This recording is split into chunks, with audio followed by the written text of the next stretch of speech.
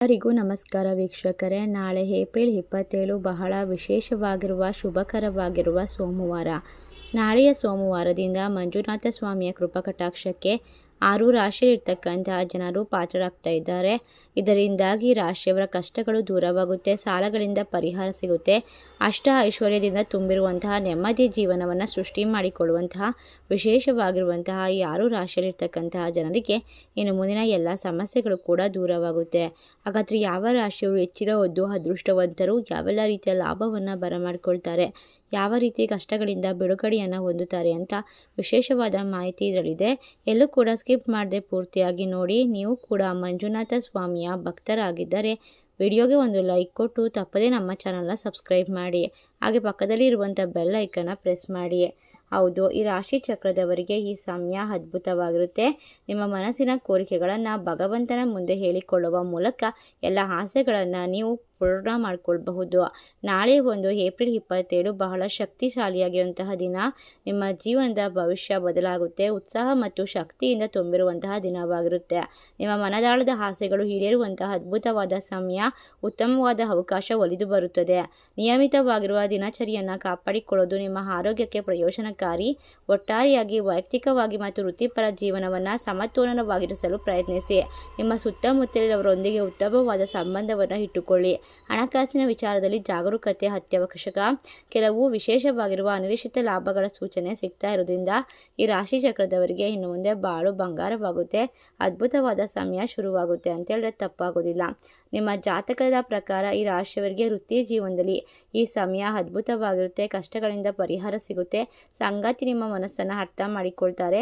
ನಿಮ್ಮ ಕೆಲಸಕ್ಕೆ ಅವರು ವಿಶೇಷವಾಗಿ ಒಂದು ಲಾಭ ಮತ್ತು ಅದೃಷ್ಟವನ್ನು ತಂದು ಕೊಡುವಂತಹ ಶಕ್ತಿಯಾಗಿ ನಿಂತ್ಕೊಳ್ತಾರೆ. ಸ್ನೇಹಿತರು ಮತ್ತು ಕುಟುಂಬದೊಂದಿಗೆ ಸಮಯ ಕಳೆಯೋದ್ರಿಂದ ಮನಸ್ಸಿಗೆ ಶಾಂತಿ ಮತ್ತು ಶಕ್ತಿ ದೊರೆಯುತ್ತದೆ.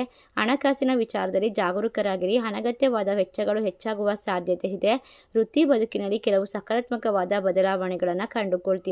ಹೂಡಿಕೆ ಮಾಡುವ ಮೊದಲು ಯೋಚನೆ ಮಾಡಿ ಎಚ್ಚರಿಕೆಯಿಂದ ಯೋಚಿಸಿ ನಿರ್ಧಾರವನ್ನು ತೆಗೆದುಕೊಳ್ಬೇಕು. ಸಕಾರಾತ್ಮಕವಾದ ಶಕ್ತಿಯನ್ನು ಕಾಪಾಡಿಕೊಳ್ಬೇಕು. ಹೊಸ ಸವಾಲುಗಳನ್ನು ತೆಗೆದುಕೊಂಡು ಹೊಸ ಗುರಿಗಳತ್ತ ಮುನ್ನಡೆಯುವ ಸಮಯ. ಮಾನಸಿಕವಾಗಿ ಆರೋಗ್ಯವನ್ನು ಕಾಪಾಡಿಕೊಳ್ಬೇಕು. ನಾಳೆಯಿಂದ ನಿಮಗೆ ಶುಭ ಸಮಯ ಪ್ರಾರಂಭವಾಗುತ್ತೆ. ನಿಮಗೆ ಮಹತ್ವದ ದಿನಗಳು ಶುರುವಾಗುತ್ತೆ.